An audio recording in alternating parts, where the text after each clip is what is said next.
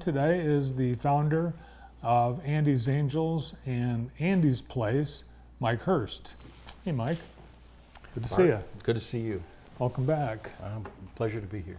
And congratulations to Andy's Place as Governor Whitmer's budget that was passed by the legislature a little over a week ago includes an allocation for Andy's Place. What is it for? Well, obviously, rising building costs have put us over what we originally thought.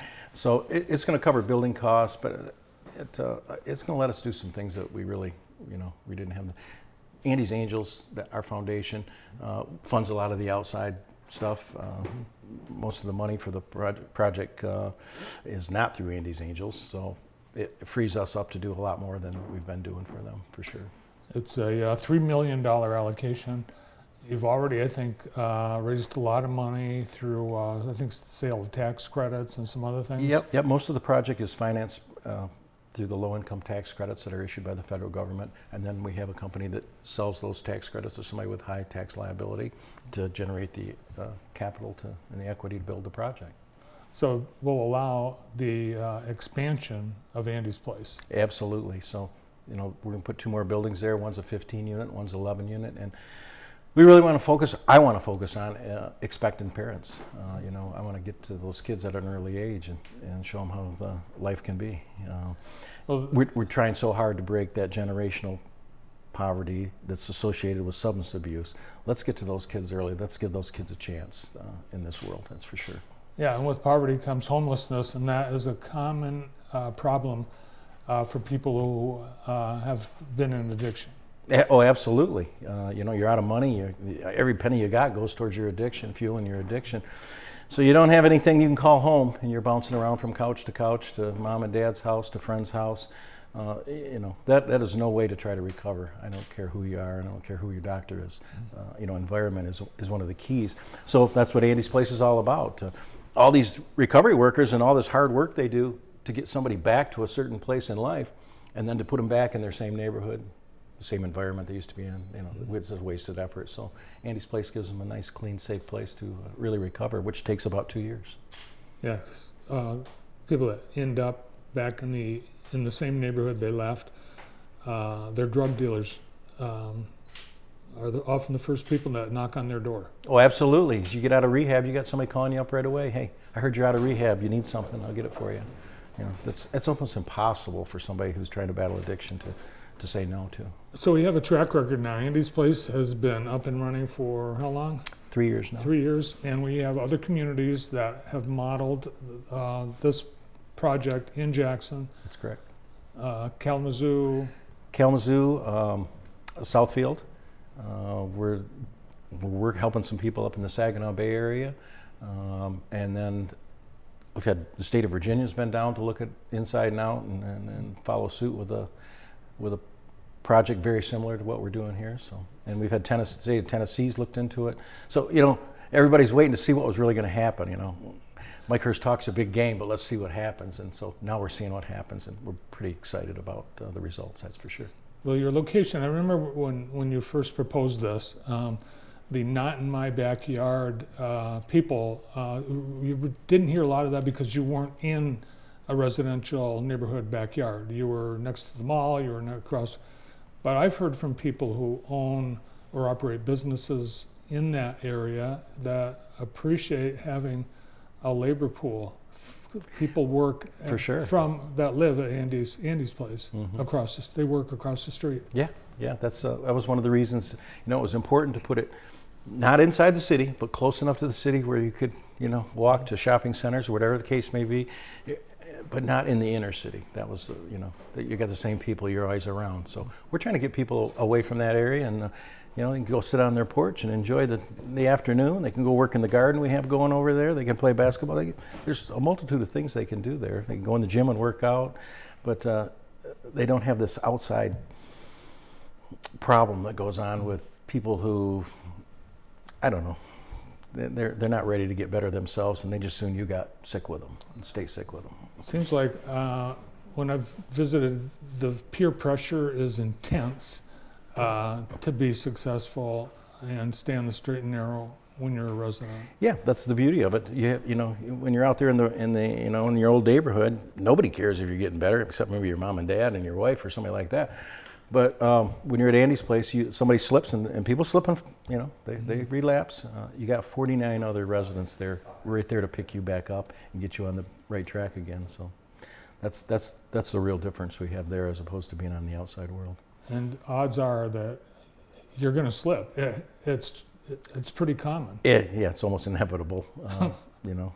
But I always say relapse is part of recovery. You know, why did you relapse? Take a look at why you relapsed. Oh, you did this. We told you to stay away from this, and this, and you went right into it, and that's why you relapsed. So, you know, it's a learning experience for everybody. You know, people think of addiction as, well, I would never do that. I would just stop if I got that bad. If I lost my house, my car, I went to jail, I just stopped using drugs. Well, it's just not that easy. I don't know anybody who's done that actually. So wow. It's an intense situation for somebody and a struggle for their life. What's the timeline for phase 2 now? We're still going to break ground this year. There'll be a groundbreaking ceremony in the fall here, and we want to break ground before winter because we want to be up and running next year at the end of the year. Will there be more of what you have already at Andy's Place 1, or will there be something additional or different? Well, like I said, I really want to focus on parents that are expecting a new child. You know, if mom or dad's in jail, I want to get them out of jail. I want to get them into rehab. I want to get back, you know, with that child. Every child deserves a mom and a dad. And if we can provide that for that child, that would make me really happy inside for sure. You know, let's give these kids a chance. You know, that they're not used to living in this structured environment, and it's really good for them. You know, they have nice things. They have a nice apartment. You know, the grounds are nice. Everything's nice. You get used to living like that, you're going to live like that in the future. You want to get used to living in a old rundown, crummy apartment complex that's got drugs and alcohol and you know, various people running around there. You really don't want your kids around. That kid's going to grow up in that atmosphere, and that's going to be fine with him. So the new normal is a nice place to live with a few rules and no drugs, no alcohol. Let's see what we can do. Yeah, and those people, once they graduate, they have Mike Hurst as a friend for life because you stay involved with every single person that comes out of there. Absolutely, it's important. You know, I think we talked about this last time I was on. You know, James Dean. I think he's been on the show. As a matter of fact, you know, he's now a business owner. You know, he went from zero 2 years ago, nothing, zero, lost everything, to now he's a business owner. He has a lawn care business and tree trimming business that you know, we helped him start through Andy's Angels, and now he's become a taxpayer and contributor to society. And you know, he's happy as he could be. His wife's intact. His family's intact. So those kind of stories just make you smile all day long. And that's not the only one. That's not just one story. I could sit here the next half hour and talk to you about people and what they're doing today that nobody gave them a chance. Nobody even gave them a chance to survive for 2 years. Yeah, it's a great story. I've gotten to know him a little bit, and he's the perfect example of the success that this program can provide. Absolutely. You know, we're like I said, we like to take people, and if they're not motivated, we like to get them motivated, and they really don't understand all the things that they can have in this world because they've told they can't have it. You're no good. You're not smart enough. You haven't been to college. You don't even know what you're talking about. You're nothing but a drug addict. Well, you know, let's take that all away from them and let's start over. Let's build a little self-confidence, a little self-esteem in somebody, and tap their potential as a human being. The residents, they do some fundraising so they can have picnics and things like that. You mentioned Andy's Angels does a lot of the funding for the programs that are going on there. And that's where people can help because you have fundraisers and you have this organization set up to accept donations. Yeah, you know, every penny goes right towards the cause. We don't take anything out. Our family, my daughters, my wife, everybody, we volunteer because we think it's so damn important. How did this $3 million come about? Well, everybody's taking a look at what we're doing, and now they're seeing some results. And you know, we've had politicians from all over the place come down to Andy's Place, talk to the people there. You know, Dana Nessel was down there, a month or so ago. Former Governor Snyder was down this year.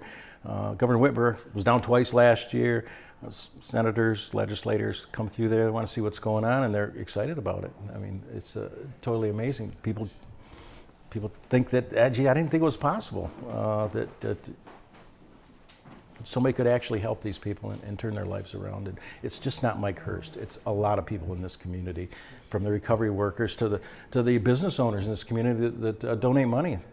Call me up. Hey, can I like to donate some money to Andy's Angels Foundation? You know, they're people that just see what's going on. They're smart people. They understand the ramifications if we don't change the course of this horrible epidemic that's crushing this nation at 107,000 people a clip every year. So a lot of people gave up. I'm not a quitter. Yeah, it was one of the bipartisan earmarks. That allocation was in both Democratic and Republican versions of the budget. So you had, again, for this and previous support from both sides of the aisle. Yep, absolutely. Both sides of the aisle contributed. It was just good government all the way around. You know, exercising fiscal responsibility on this project. We've had people from both sides of the aisle pitch in and help. There's been no politics played in this whatsoever, and that's what's made it successful. All right, well, congratulations to you and all the people that working hard on this. We'll look forward to the groundbreaking coming this fall. The founder of Andy's Angels and Andy's Place, Mike Hurst.